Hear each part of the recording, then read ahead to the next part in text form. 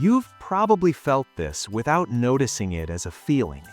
Someone says your name from across a room, and before you register the words, your body already decided how to react. Your shoulders shift, your breathing changes, your face prepares itself. It is strange how fast that happens. You are not thinking yet, you are already responding. It can be a simple hello from a coworker you see every day. Nothing unusual, nothing sharp, and still, something in you tightens or softens before you know why. Later, if someone asked what was said, you could repeat the sentence, but that first reaction never waited for the sentence to finish. It moved ahead of language. Most of us treat that reaction like background noise. We tell ourselves it does not mean anything. We keep going. But it is there, in grocery store lines, in text messages, in meetings that could have been emails. It happens when a barista hands you a cup, when a manager asks for a minute, when a friend says your name a little differently than usual. There's a moment before meaning arrives, a moment that rarely gets our attention. I used to think that moment was just mood, or maybe memory, something vague and personal. Then I noticed how often it happened with people I barely knew, people with no history in my life, people who could not possibly be triggering anything important. That was the part that stayed with me, because it suggested that whatever was happening did not belong to the situation itself. It felt more like something old moving quietly under something new, a pattern already in motion before the words showed up. Psychology often talks about how fast the brain works, how much happens before conscious thought, but knowing that does not change how invisible it feels while it is happening. You think you are listening, but something else is already deciding what this moment will feel like. I started paying attention to when my body reacted before my mind did. The tone of a voice, the speed of a sentence, the pause before a word. It was uncomfortable at first, not because it revealed anything dramatic, but because it revealed how little control I had in those first seconds. We like to believe we are responding to what people say, that we are weighing meaning, intention, logic, but that belief only survives if you ignore how quickly your nervous system takes over. There are conversations where nothing offensive is said, no boundary is crossed, and still you leave feeling smaller, or tense, or oddly defensive. We usually explain that away later. We blame stress, we say we are tired, we tell ourselves we misread the situation. But the reaction itself never asks for permission. It arrives fully formed. Researchers suggest that the brain prioritizes emotional signals before language, not as a flaw, but as a survival shortcut. Tone carries information faster than words ever could. That idea sounds simple, almost obvious, until you realize how much of your daily experience it quietly runs.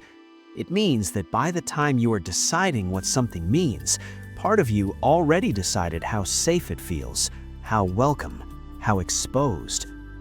I noticed this most clearly in myself during ordinary conversations. Nothing important, nothing at stake. A friend would say something neutral, but their voice carried impatience, and I would feel the urge to explain myself, even though I had done nothing wrong. That urge did not come from logic, it came from somewhere older. What surprised me was how often I trusted the words instead of the reaction. I would tell myself I was overthinking, that I was being sensitive, that tone should not matter if the words were fine. But the body kept reacting the same way, again and again. Psychology reveals that we are trained early to read tone before content. Long before we understand language, we understand emotional direction. Warm or cold, safe or uncertain. That learning does not disappear, it just becomes quieter. As adults, we pretend we are past it. We say things like, "Just tell me what you mean." We ask for clarity, we value directness. But beneath that, the older system is still running, still listening for something else. I caught myself doing this one afternoon in traffic. A driver waved me through, but the gesture was sharp. I felt irritated instantly, even though they were being polite. That made no sense until I noticed the tone of the movement, the speed, the lack of softness. The words of the gesture said, "Go ahead." The tone said, "Hurry up," and my reaction followed the tone. This happens in emails too. Short replies, periods where there used to be exclamation points, a delay that feels heavier than it should. We tell ourselves not to read into it, but we already did. The strange part is how rarely we admit this to ourselves.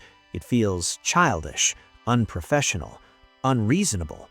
So we ignore it, and then we wonder why certain people drain us without ever saying anything wrong. I started wondering how many decisions I make based on tone alone, how many preferences, how many avoidances, not because I am dramatic, but because my brain is efficient. Cognitive patterns form around what feels safe, not what makes sense. That is uncomfortable to admit, especially when you like to think of yourself as rational, measured, fair. There was a moment when I realized I had been misjudging someone for years, not because of what they said, but because their tone reminded me of something I could not fully name. Once I saw that, I doubted my own conclusions, not theirs, mine. It made me question how often I confuse familiarity with truth, how often I confuse emotional ease with correctness. Human behavior is shaped by signals we barely register, not consciously, not proudly, but consistently. We walk through our days responding to emotional weather more than spoken content. We just call it intuition, and intuition sounds better than conditioning. What complicates this is that tone is not stable. It shifts with stress, fatigue, power, fear. People do not always sound like themselves, yet our reactions rarely wait for context. They respond to the signal, not the story. I noticed this in myself during a conversation where someone was clearly anxious. Their words were kind, their tone was tight. I felt defensive, then guilty for feeling defensive, then confused about why the interaction felt off at all. Nothing was wrong, and still, something was. Psychology suggests that emotional triggers are often mismatched to the present. They belong to earlier patterns, earlier roles. That does not mean they are false. It means they are fast. Speed is not accuracy, but speed often wins. We rarely ask ourselves what part of us is listening. Is it the adult, or something that learned to read the room long before it learned to speak? There are moments when you soften towards someone without knowing why. You trust them faster, you open up, you relax.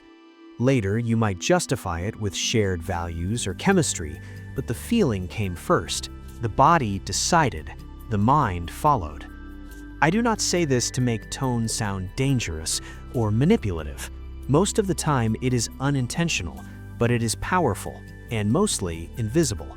That invisibility is what makes it interesting and unsettling.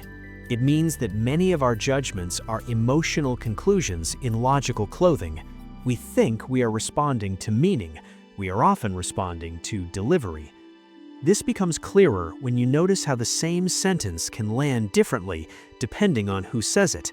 Same words, different weight. We tell ourselves that should not matter, but it always does. I caught myself once rereading a message, changing the imagined tone each time. Harsh, neutral, warm. Each version produced a different emotional reaction. The words did not move, only the tone I supplied. That was when I realized how active the listener really is, how much we participate in what we think we are receiving. Decision-making feels deliberate, but much of it is guided by comfort, by familiarity, by emotional alignment. That does not make us weak, it makes us human. Still, there is a quiet cost. When we never notice this process, we assume our reactions are facts. We defend them, we build stories around them, and we miss how often they are echoes. I am not immune to this. If anything, noticing it made me more aware of how often I still fall for it. There are days when someone speaks and I immediately feel resistant. I do not like that about myself, but pretending it doesn't happen only gives it more control. Researchers suggest that awareness does not erase these patterns, it just slows them down. Slowing down is not fixing, it is noticing. And noticing changes the texture of the experience, not dramatically, subtly. You begin to catch the moment between reaction and explanation, that small gap. In that gap, you can see how automatic the process really is, how little effort it takes, how quietly it runs. It makes you gentler with other people and less certain about yourself, not because you distrust your feelings, but because you see where they come from. This does not turn life into a constant analysis. It actually makes things quieter. You stop arguing with your reactions. You just watch them arrive. And sometimes, watching is enough to loosen their grip. The most interesting part is that tone does not only affect how we hear others, it shapes how we speak to ourselves. The internal voice carries a tone too, and we react to it just as quickly. Harsh inner language tightens the body. Soft language releases it before any meaning is processed. That realization stayed with me longer than I expected because it connected the external and the internal in a way I had not considered. We live inside tone more than we realize. We swim in it, and most of the time, we call it reality. If you think back to that first small moment, the one where your body reacted before you understood why, it's probably still happening, right now, in conversations you will have later today.